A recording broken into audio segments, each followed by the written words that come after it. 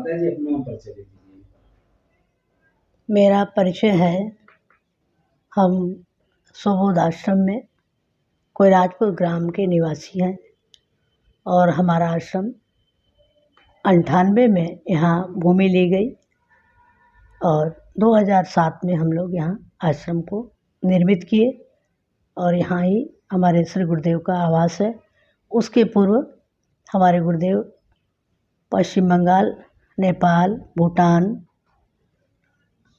बिहार, महाराष्ट्र अनेक स्थानों में सत्संग का विस्तार करते रहे और हमारे केंद्र नेपाल में, बंगाल में, जयगांव में कई स्थानों पर आश्रम भी निर्मित है। लेकिन हमारा जो मूल केंद्र है वह काशी है।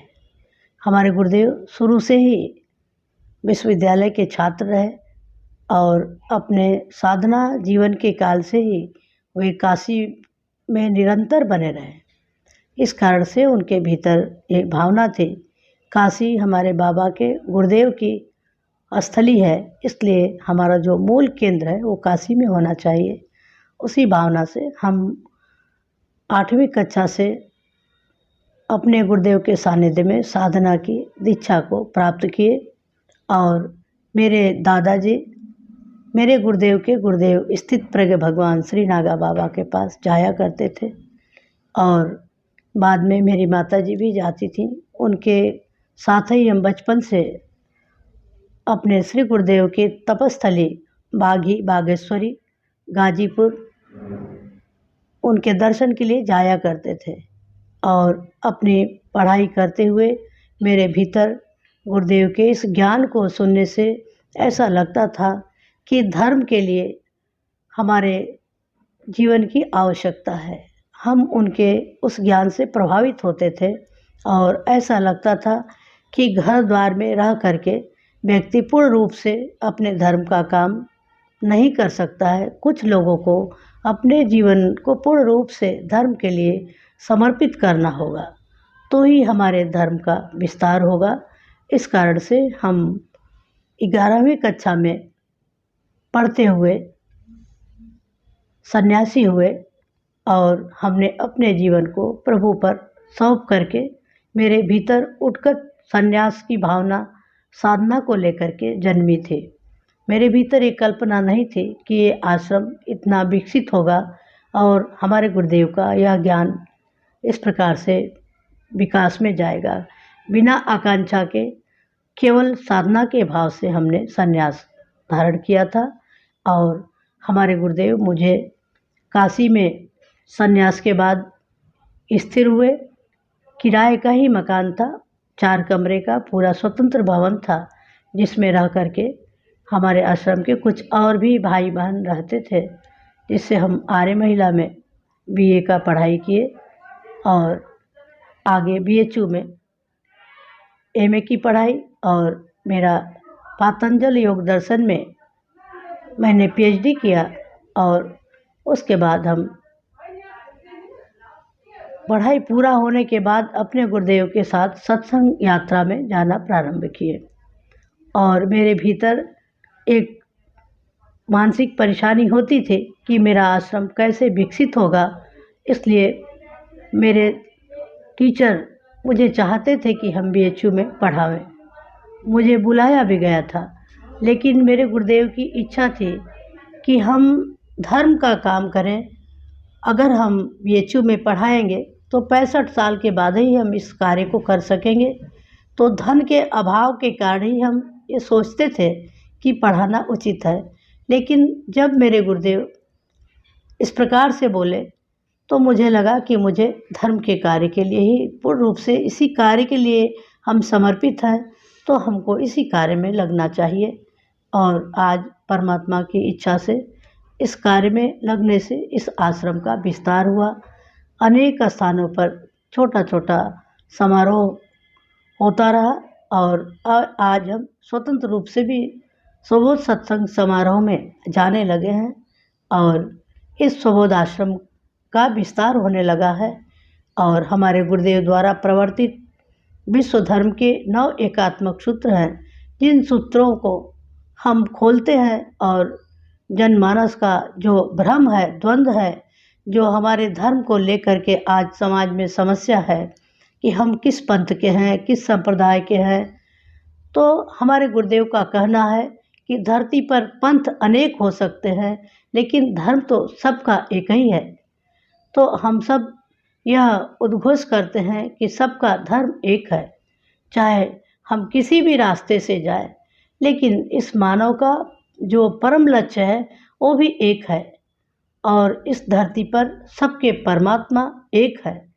इसी उद्घोष को लेकर के हमारा आश्रम क्रियाशील है और हमारे आश्रम का उद्घोष है स्वबोधः परमो धर्मः। मानव का जो परम धर्म है वह स्वबोध है, वह हमारे आंतरिक चेतना को भी जगाने में समर्थ है और जो हमारी संस्कृति है, जो हमारी वाह्य व्यवस्था है, उसमें भी हम जागृत होकर के अपने समाज को सुदृढ़ बनावे। हम जंगल की तरह नहीं, बगीचे की तरह सज करके अपने धर्म को एक एक जन तक पहुँचावे और यह सकल मानव उस भ्रांति से मुक्त होकर के धर्म के सच्चे पथ का अनुसरण करे और अपने घर परिवार में रहते हुए भी धर्म के सच्चे स्वरूप को जान सके, पहचान सके। यही हमारे स्वबोधाश्रम का मूल उद्देश्य है। माता जी, सनातन धर्म को लेकर लोगों के द्वारा दुनिया भर की बातें कही जा रही है और सनातन धर्म को लेकर आज लोगों का आंदोलन भी धीरे धीरे तेज हो गया है। तो कैसे बचाएंगे आप लोग इसको? सनातन धर्म को बचाने के लिए आप लोगों के द्वारा क्या प्रयास किया जा रहा है, किस तरह से? हमारे गुरुदेव का कहना है कि सनातन धर्म जो चेतना है सबकी एक है।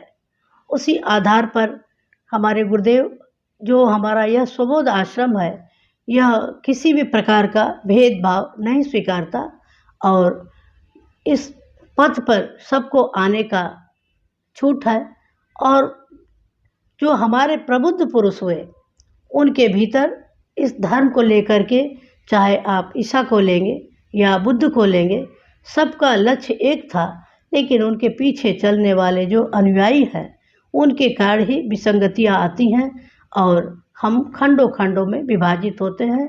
तो हमारे सुबोध आश्रम का यह मूल कार्य है कि हम उनकी उस विसंगतियों को हटाते हुए उनके उस सच्चे स्वरूप से परिचित करावें और धर्म के सही संदेश को सुना सके।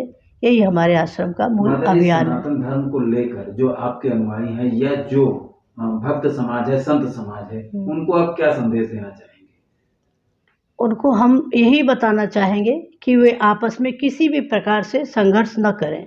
जो सनातन का प्राण है उस प्राण की जानकारी सबको हो, केवल बुद्धि से नहीं, ज्ञान के स्तर पर सबको एक संग होकर के विचार विमर्श करके यह सोचना चाहिए कि हम सब एक होकर के किस प्रकार से रह सके। जैसे एक माला होता है, उस सूत्र में सभी फूल होते हैं, लेकिन सूत्र तो एक होता है।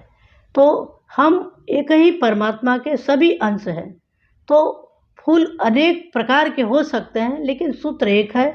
हम संदेश ही मेरे गुरुदेव का संदेश है कि परमात्मा का जो धर्म है, उन्होंने जिस धर्म ने हमको धारण किया है वो सबको धारण कर, सब उसी धर्म की छाया में ही पल्लवित पुष्पित हो सकते हैं और जो जड़ विहीन है वो धर्म नहीं हो सकता। जो हमारा धर्म है वो हमारा जड़ है। हम अगर अपने जड़ को छोड़ करके जो हमारी शाखाएं हैं, किसी भी वृक्ष की जो शाखाएं होती हैं, अगर बिना जड़ के हो जाए तो आपसे आप सूख जाएंगे। इसलिए जितने पंथ हैं, संप्रदाय हैं, एक समय आएगा कि वो अपने से सूख जाएंगे, लेकिन जो हमारे सनातन के संग इस जड़ के साथ होगा वो निश्चित रूप से पल्लवित और पुष्पित होगा। एक दिन इस सत्य को सबको स्वीकारना पड़ेगा कि ये सनातन ही मूल है और इस मूल से हमको कैसे जुड़ना है, उसका संदेश यह स्वबोधाश्रम उसका संवाहक है।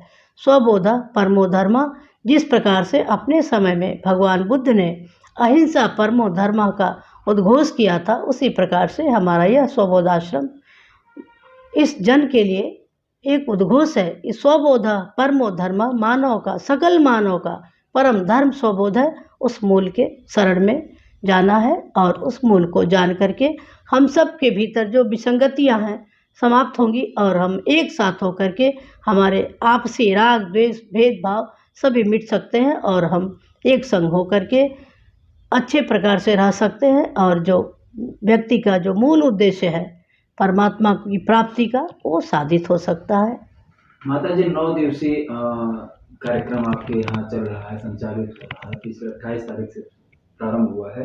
क्या उद्देश्य है और किन दिन मुख्य चीज़ों पर चर्चा की जाएगी आप लोगों के? इस बार हमारा जो यह 11 दिवसीय स्वबोध कुंभ हो रहा है, ये चौथा स्वबोध कुंभ है। प्रथम स्वबोध कुंभ हमारे श्री गुरुदेव की तपस्थली, उनकी जो साधना स्थली सैतापट्टी है, वहाँ 1985 में संपन्न हुआ था और दूसरा स्वबोध कुंभ हमारे श्री गुरुदेव की जन्मभूमि धुआर्जुन श्री चौमुखनाथ धाम पर संपन्न हुआ था और तीसरा स्वबोध कुंभ इसी भूमि पर 2012 में संपन्न हुआ और यह जो हमारा चौथा स्वबोध कुंभ है, यह भी इसी काशी की भूमि पर संपन्न हो रहा है।